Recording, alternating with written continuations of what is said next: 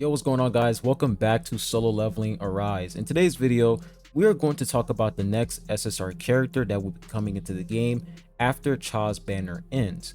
And this character, I'm going to go ahead and put a picture right here. You guys might notice this character and might, know who this is, because she would appear in the headquarters if you complete, certain chapters in the story. And I saw her in the main lobby like 2 or 3 times, and you can actually talk to her and get some essence stones from her. So this character is indeed, she's probably going to be the next SSR character. I'm pretty sure she's already available in the Canada early access, so I don't know, but she's probably going to be the next SSR unit. So in this video, we're pretty much going to go over her kit. Her kit isn't finalized, but we're going to check out her kit to see if she's actually worth it.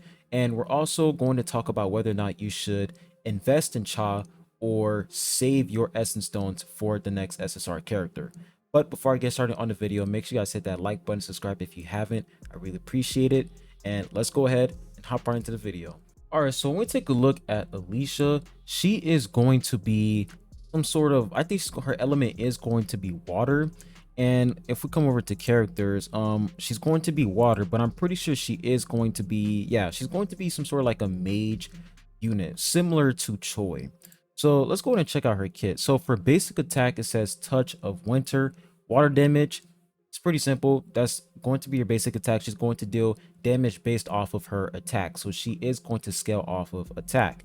And then when we take a look at her basic skills, she has Winter Storm. So water damage, freeze, ice body armor. So 1284% of the user's attack, cooldown 8 seconds, MP consumption 198. And when this skill hits, it has a 30% chance to freeze. When the user uses this skill, it applies the ice body armor to the team members. And then when we take a look at Ice Needle, it says water damage airborne, damage 2310% of the user's attack, cooldown 12 seconds, and MP consumption 264. So the Winter Storm is actually pretty cool. The fact that she can actually freeze enemies, and on top of that, she can inflict an armor for your allies. But the thing is, the fact that it says ice body armor, can this body armor only block ice attacks, or is this body armor going to block basically every single attack that the ally is going to take? I don't know, but as of right now, I'm just going to say that the ice body armor is just a shield that can block damage, incoming damage. So let's go ahead and take a look at her special skills. So for her support skill, water damage, airborne freeze, ice body armor, is going to deal 668.06% of the user's attack. The cooldown is going to be 25 seconds. When the first attack in a combo hits, it freezes the target. When the user uses this skill, it applies the ice body armor to Sung Jinwoo. Interesting. So for this support skill, it's going to only, like, she's going to apply the ice body armor to the main character only, which is kind of interesting. But the good thing is the fact that this support skill, you can get a guaranteed freeze to the enemy target. Like, she can actually freeze an enemy guaranteed with her support skill, which is really nice. So when we take a look at her QTE skill, Eternal Frost, the damage is 1112.5% of the user's attack, cooldown 20 seconds, the usage condition, extreme evasion, core attack, ultimate skill. When the last attack in the combo hits, it freezes the target. So for her QTE, after she lands her last attack, that's when she's going to freeze the enemy target. And then when we look at her ultimate skill, so let's go and check out the ultimate. So damage 3844.5% of the user's attack, not bad. Cooldown is going to be 45 seconds. The power gauge consumption is 100%. When the last attack in a combo hits, it freezes the target. This skill applies 5 instances of the frost effect to the user. So we don't know what the frost effect is as of to right now. There's not enough information on the frost effect, but her ultimate is really nice. The fact that she can freeze enemies, this character is definitely coming off as a CC unit who basically specializes on freezing enemies so that they can't really do anything. So yeah, her ultimate, her special skills look really nice. Now let's take a look at her passive. So for her passive, when Eternal Frost, Winter Storm, or Ice Needle are used, they apply the frost effect to the user, changing the effect of the core attack to Bitter Cold Spear, which consumes frost instances up to 3 at once. The damage of Bitter Cold Spear increases by 80% per frost instance that's been consumed, increasing up to 240%, infinite duration, stacking up to 5 times.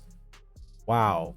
Her passive is kind of crazy. The fact that she gets that insane, like she gets that 80% damage boost to Bitter Cold Spear is crazy. And the fact that it has an infinite duration, her passive looks really, really nice overall. So let's go ahead and check out her advancements. So for A1, when shield is active, increases the user's critical hit rate and critical hit damage by 16%. And then for A2, when Eternal Frost, Winter Storm, or Ice Needle are used, applies one additional frost effect. And then for A3, it increases the damage dealt to frozen targets by 30%. And then for A4, all team members' water damage increases by 5%. And then for A5, applies the Ice Body Armor effect to the entire team every 40 seconds. The Ice Body Armor effect that was affected through this effect additionally increases water damage by 10%. Honestly, I'm going to have to say the best advancement for her is A1. The fact that you get that additional crit hit rate and crit hit damage increase, that's going to be really good for Cha, because the fact, like, you guys already know that Cha is a unit that really benefits from crit. So when she gives Cha that shield, and Cha's basically going to have that 60% additional crit hit and crit damage, that is actually insane. Like, this character definitely has potential to be a really good sub DPS unit, especially because of her passive. Like, that Bitter Cold Spear attack increase, damage increase, is crazy overall. So after taking a look at her kit, once again, her kit isn't finalized, they might change it, but taking a look at this character, she is definitely going to be worth it. Like, if you are going to invest in water units, I feel like she's definitely going to be a good character to help buff like damage dealing water damage dealing units. So yeah, this character does seem insane. So we're gonna go ahead and head on back to the game, and we're gonna talk about Cha.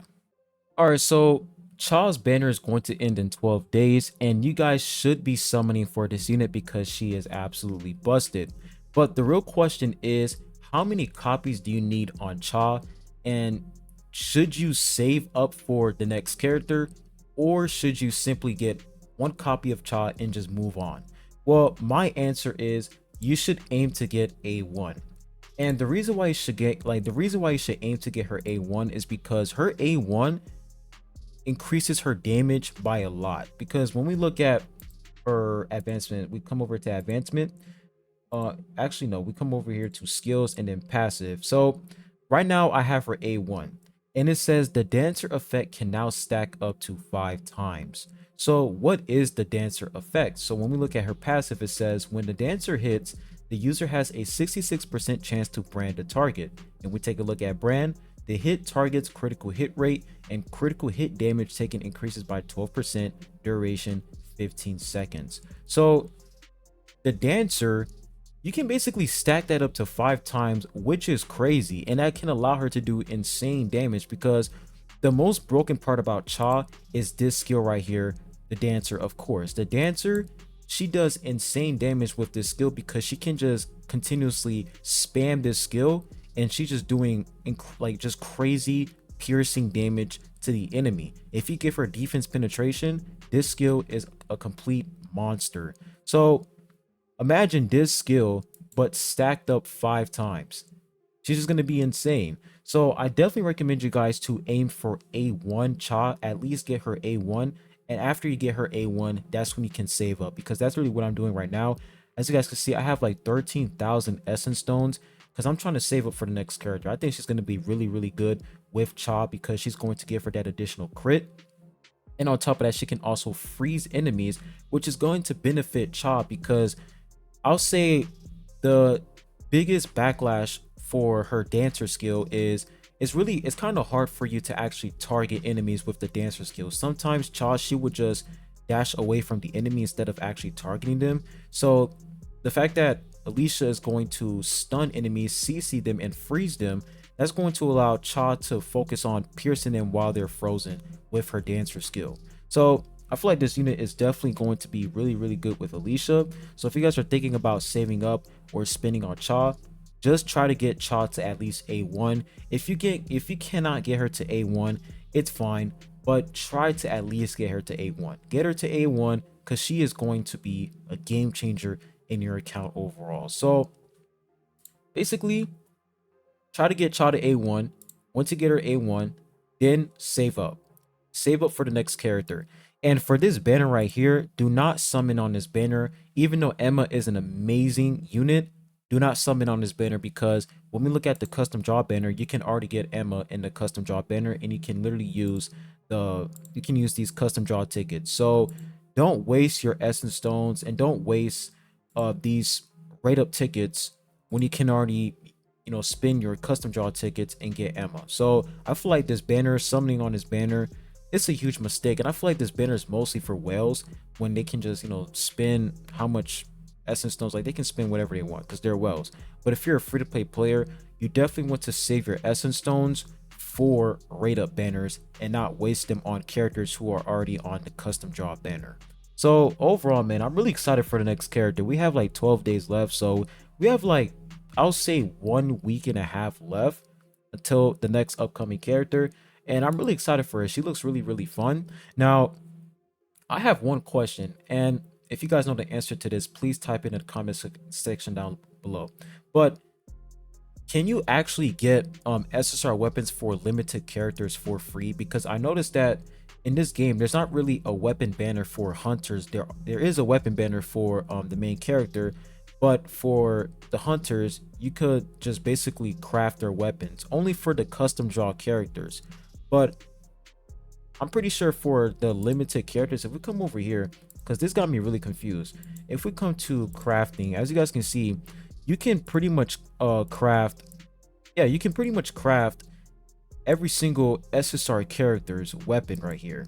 So are they going to give us Alicia's weapon for free, like the same thing as Cha? Like we literally got her weapon for free. Are they going to have the same event for Alicia's banner? Because if that's the case, that's actually going to be pretty good overall. I can't wait for that. But we're just gonna have to wait and see until the next character comes out. But that's pretty much all I have for you guys in this video. So make sure you guys hit that like button, subscribe if you haven't. I really appreciate it. Now we catch you guys on the next one. Peace.